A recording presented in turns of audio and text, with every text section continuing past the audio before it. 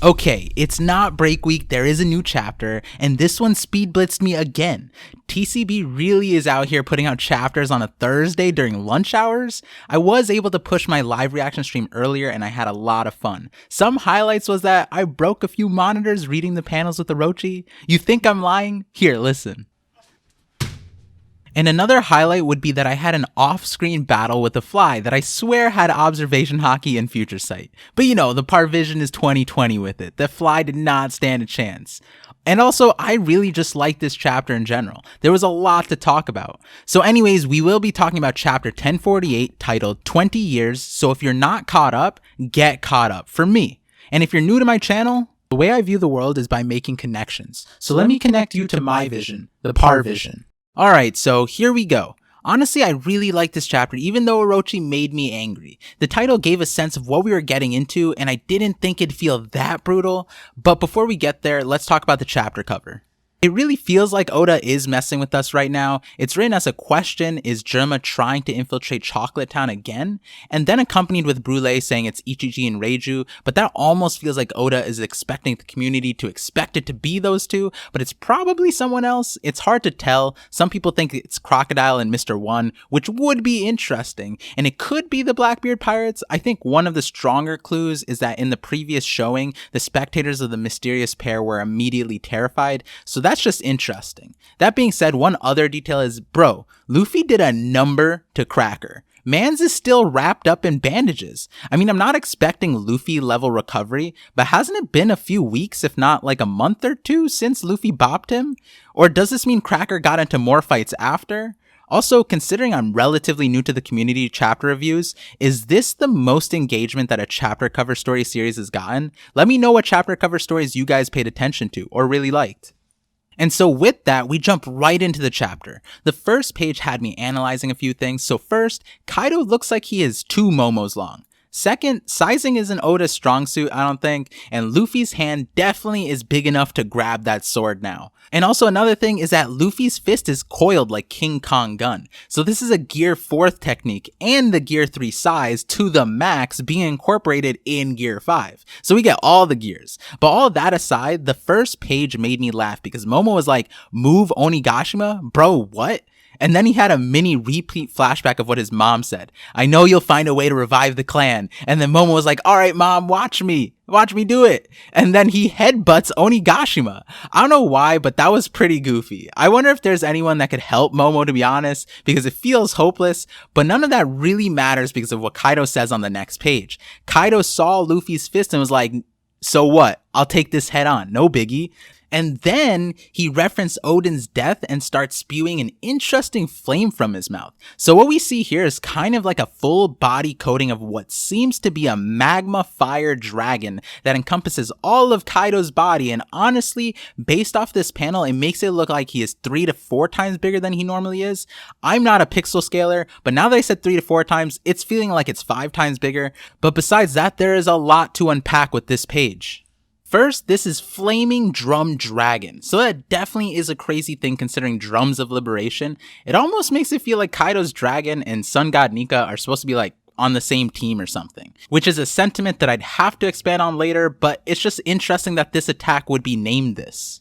So then the second thing is that there was a discussion of what color Kaido is right now, and though since he is an Azure Dragon, blue flames indicating higher heat, or even white flames to match Nika would be really cool and sick, I think this is a magma coating. So one clue is that it seems like Kaido's Boro Breath doesn't really burn Luffy, but magma is different. I mean, we saw this with Enel too, where Luffy was immune to Enel's lightning, but then Enel used his energy-based power to heat up the gold to then burn Luffy, and magma is essentially hot metals.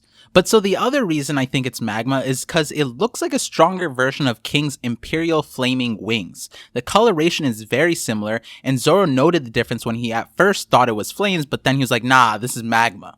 And I guess the best person to look at for this would be Akainu, who has magma powers, and it seems to match Akainu too, which is crazy because then it means that the primary additional power that Kaido has in his bag as a mythical Zoan dragon is magma.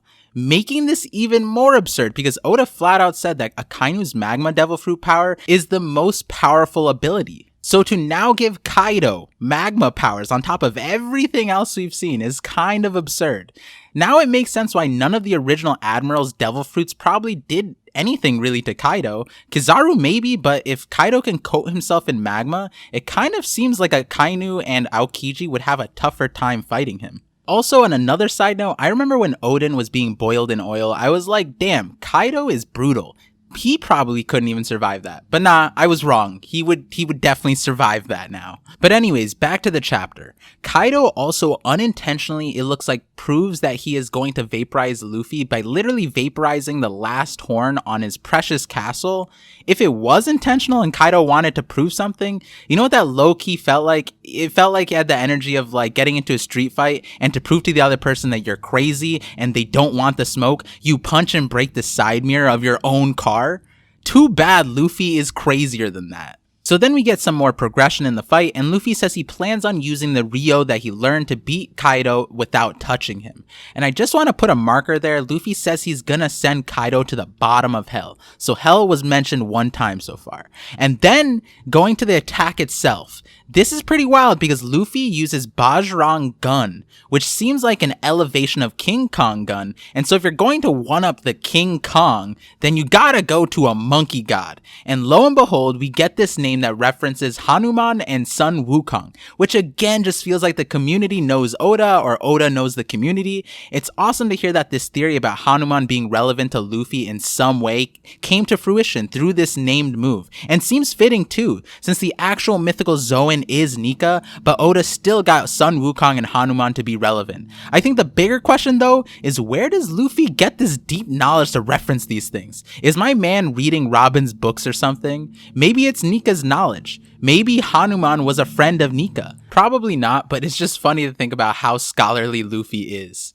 And so we leave off this fight with this epic clash where Kaido literally eats Luffy's fist. Then we get dropped back into the castle where we see Usopp dropping Kinemon and Kiku because of the flooding within the castle. And before we carry on, we also see Hamlet and he looks kind of fatigued, which makes sense. But is there a world where the Zunisha spray washed away Tama's power effect and the smiles are on Kaido's side again? Which brings a bigger question, which I don't think we have an example of, but do gifters get affected by water and sea stone like regular Zoans? Or not even just gifters, do all smiles get affected? Like the people who just stuck smiling, do they feel weakened in the water?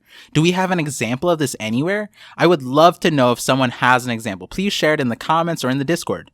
So now looking at Kinemon, truthfully, like this man should have died a while ago. And it doesn't feel like he will die, but on top of that, if he did die, I think Momo would have to be present or witness the gravity of his death to really whip Momo into shape.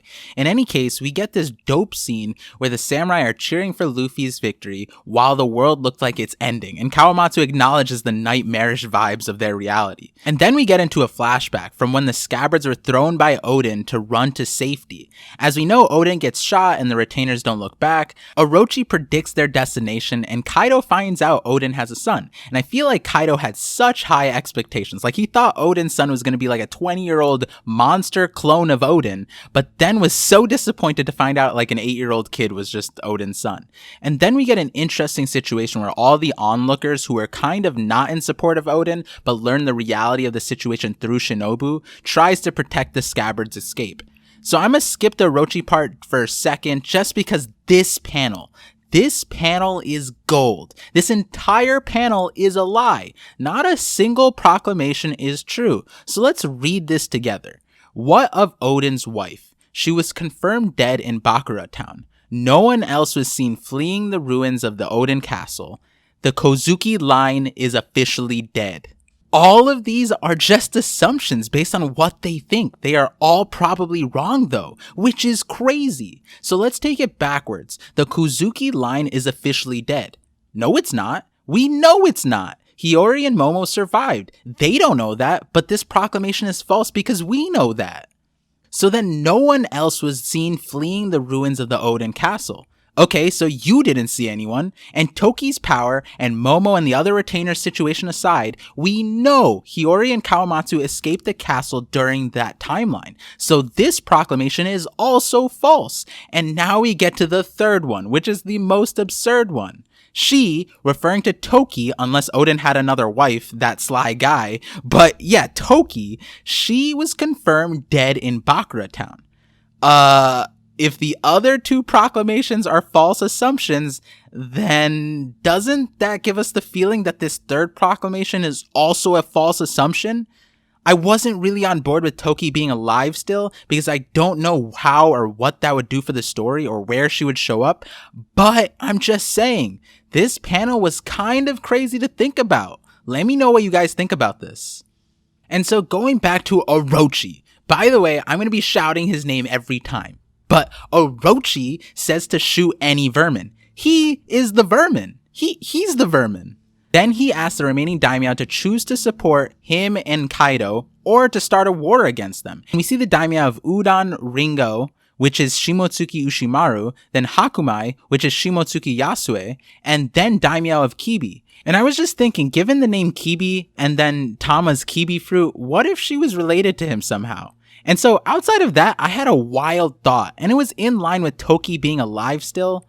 What if, like Momo, Toki managed to send the kids of these daimyo to the future? Toko and Tama being the main people I'm talking about, because we don't actually know either of their real parents. And it was just a thought, and I'd have to think about it more to see if it made sense. Now, there is a world, I think someone mentioned on my stream that Randy Troy brought up that Tama could be Kurozumi because of the hair color, and I have a small pushback considering Tama has purple hair and Orochi has a more pink hair, but Toko? You know how wild it would be if Toko was actually related to Orochi and she was a victim of the smile fruit and Orochi almost had his own blood killed because of something he did to his own people. But nonetheless, I know I'm ParVision, but let me tell you, I smell something here. Something about these daimyo and how their descendants might be in our current storyline. But also, since we're talking about hair color, Zora has green hair, and so do the Kozuki. But if we're talking about hair color and family, what's up with Momo? Why does he have black hair?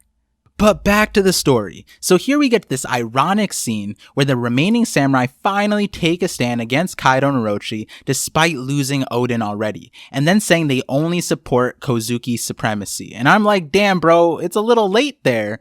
Kaido literally wipes them after they say that, and somehow this dude came strapped with a cannon that was probably made in Kaido's own factory. It was just a funny detail that I noticed. Like, he has a sword in hand and then shoots the cannon.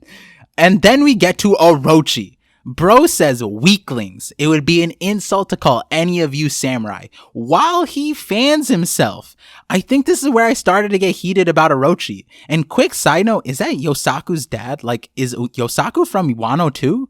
So next what we see is essentially what happened to Wano in the past 20 years since Odin's death, which is what the title of the chapter references. And this was brutal. I mean, we see the pollution, slave labor, the expanded industrialization, which starts to darken the sky. We see families being ripped apart at gunpoint, rivers polluted, people starving because there's no clean water, and the lack of ability to grow crops. And we knew all of this, but just seeing it, literally the stakes and tribulations that the samurai had fought to get to the present day. I mean, look at this panel. That scorching sun made me sweat when I was reading it. This mother with a baby on her back in a waste field with skulls and bones and dying crops and factories in the background. And then to top it off, Oda added this imagery of just how desperate people were to escape the situation. And keep in mind, these are samurai. The people of samurai, they are tough. And they only do this if they are dishonorable, right? And then we see more abuse with the labor camps. And this beast pirate guy also got me heated. He deserves to eat a fist. And then there's this line: don't count on any miracles coming to save you. And another imagery of this right next to it. And then they say it will be a long winter, but we have to believe in Toki-sama's words. If you haven't seen my Shadows Toon Force video yet, go watch it. But there we really reiterated Toki's prophecy, which was, you are the moon, unaware of the dawn. May your purpose be fulfilled and cast 9 shadows on the night woven of 20 years, and you shall know the brilliance of the dawn. These words are what are carrying these people into the future. I wonder if these same people are fighting on Onigashima right now. But then we get Orochi again, laughing about him feeding the starved people the smile fruits, and calls them this country's pest. Bro is the best. And I say all this, but then I paused a little and I was like, Orochi went through some shit. Like, his whole family was hunted as a kid. I don't know. I had a moment of remorse and regret for hating Orochi for so much. But then again, it's like, why didn't he just target the Kozuki clan or like the people, not all the innocent people of the country? Like, I don't know. He made me want to break my monitor a few times reading this chapter. And then he said this disgusting line to top it off, where he said he's going to kill Hiyori, but also drink with her in hell. That's just gross. Gross.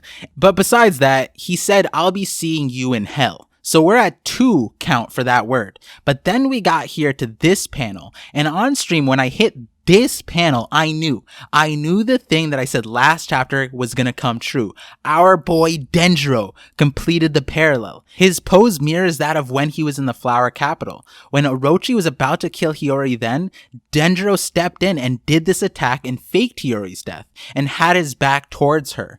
This time, Denjiro held her, faced her, and lopped off Orochi's last head with this same pose. Also, this does make it the 8th head that Orochi lost. And then we see that it was wished for Orochi to disappear, not die. How sweet of that person wishing to not wish for Orochi's death, but rather that he just be gone. But let me ask you, does it really seem like Orochi's actually gone this time? I mean, like, every time Orochi loses his head, it looks exactly like this. Just swift one hit and one panel where his head just lays there on the side. And I don't know, it just feels like it's over for him. Also, like, not really. And so then we get the 3rd reference to hell, where another person wishes to be free from hell. And the chapter ends with a continuation of Luffy and Kaido's clash, which looks absolutely bonkers. I don't even know what's going on in that clash anymore, but it looks massive. And that takes us to chapter 1049. And now I have so much more to say, and I discussed a lot of it on the live stream. Check it out for sure. Maybe I'll cover some of the detailed things in a separate video depending on the official translations, but I got some crazy videos to work on before that. And so, okay, why was I counting the times hell was referenced? Well, 3 seems significant, because you know what happens if you say hell 3 times in one chapter, right?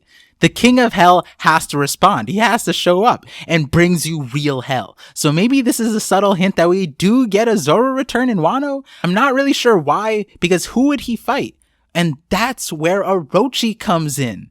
It might be that, okay, hear me out, because like he might not have actually died, or rather, okay, let's just talk about this. Orochi is a mythical Zoan Hydra. That is an absurd power, and it seems so wasted on this dude who literally gets one hit every time. Someone joked on stream that honestly, Toko probably would have beat Orochi in a 1v1. That's how pitiful Orochi is, despite having a mythical Zoan. I want this fruit to show up, or go to someone who can make it show up. And it would be crazy if he already got it, but that's not what I wanted to talk about. Who is another person with a mythical Zoan? Luffy. And Luffy just awakened, and what happened right before that? He died, or it looked like he died. I mean, he thought he died too. So then we gotta ask ourselves, even if Orochi loses his 8 heads, and no, you goofies who are saying he has the 9th head, the demon head of lust, stop that. Don't put that image in my head. But so anyways, if Orochi dies and has a mythical Zoan, maybe he awakens. And you're like, wait, what? No chance Orochi awakens like Luffy. No, not like Luffy. Keep in mind, Orochi is literal scum of the earth, with no real backbone, dreams, or hockey, or willpower.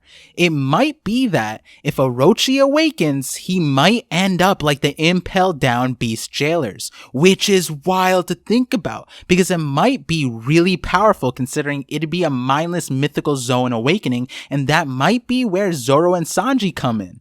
Maybe just Zoro? Who knows? And one other thing I wanted to clarify, that whatever we saw from Kaido was probably not his awakening. It's probably just a cool power, or rather a hot power, but that hot power could relate to my guardian spirit theory, where Kaido's dragon might be the guardian spirit of Fishman Island. But anyways, one last thing I wanted to point out was that, you know how Orochi was shown on fire in the previous chapter, and it looked kind of wild, and it was really interesting because Kaido then followed suit by engulfing himself in magma. Then Orochi was looking very similar and kind of unfazed by the fire on him. Then Denjiro lopped off his head. And so is there a world where we get that mirrored also on Kaido? It's an interesting thing to think about, because who would do it? I'm not saying ZKK, but like, that's kind of interesting. And so with that, I hope you enjoyed this chapter and my first read reaction. There honestly was a lot of really cool things to think about. That's why I like this chapter. And I still have more thoughts that I didn't share with you all, but if you wanted to see some of what I was thinking about, I discussed some extra stuff in the live stream VOD. Also, some announcements. I am going to be streaming more often. I will be streaming tonight. Time will be announced via notification, so make sure to like, subscribe, and share this video, and hit the notification bell. And also, if you guys want to watch the new One Piece episode with me, I have a watch party Saturday nights on my Twitch, so come through there. I love talking with you all. Literally, my chat kept me on stream an hour longer than I intended to, and I loved every moment of it. Oh, and before I go, if you haven't seen my 1 hour long Shadows video titled Luffy Does Not Have Toon Force ? Go watch it. And please share it around if it made your mind go crazy. The end of the video is preparation for one of the wildest videos yet, and I'm excited to continue to share my thoughts around One Piece. So I'm looking forward to that. And so, like always, thank you for connecting with me, and I'm looking forward to connecting with you all on the next ParVision.